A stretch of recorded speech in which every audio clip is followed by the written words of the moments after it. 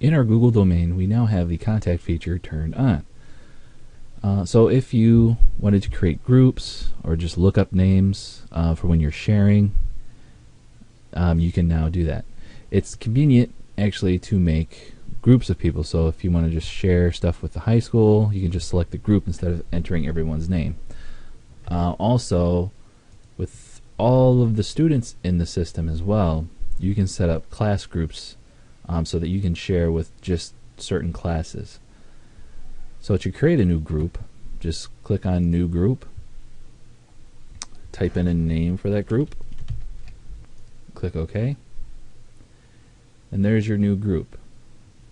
Now to add people, I'm going to find the last person, and I have a few other people checked on this list here. But when you find all the names from the current list, come up here to the groups, find the group you want to add them to, check it, click apply. You can see that the names that you've selected get added to the list. Once you have a group created, you can share this group with others just by exporting it out. So if you go to have your group selected, go to more, there's an export option. Click on export. You just want to do the group, and you can select a different group, but while we're in this group, this tells you how many you're exporting out, and you want to export it out as a Google CSV format because you're going to be importing it, or someone else will be importing it into their Google contact list. So we'll leave it like that. We'll hit export. You'll see here it exports it out, and then what you can do, just to keep it straight, or so that you know what it is, because when Google exports it out, as you can see, it just named it Google. And in this case, I already had one in there named Google, so it named it Google One. I'm going to call this MS Staff. So now what you can do is either through Gmail or through GroupWise, you can email this file to whoever you want to share this group with, and then they will then import it like this. So click on More and Import.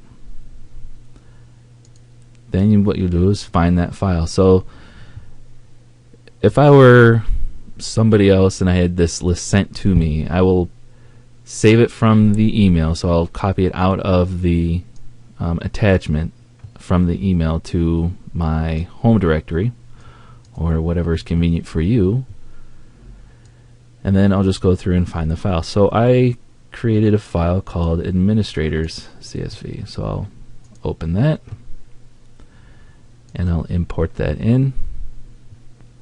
So even if you don't have a group created for it already, it'll just create the group automatically based on whatever the name of the file, I'm assuming whatever the name of the file is. So I'll just go in this group. Here's all the people that were in that file that was sent to me, and this is basically just checking through a bunch of your different files, your contacts you may already have, to see if you have duplicate values. So we'll just find and merge, and it found some contacts with duplicate data, so we'll go ahead and merge that data together. And then you're all done. And then you can see here, these are all the different spots you can find these different contacts, at least in my address book. So if I go to my contacts, I'll find these people here. If I go to imported on a certain date, and that's this file right here, I'll find them as well. Also in the administrator group, which I'm already in, I'll find them there.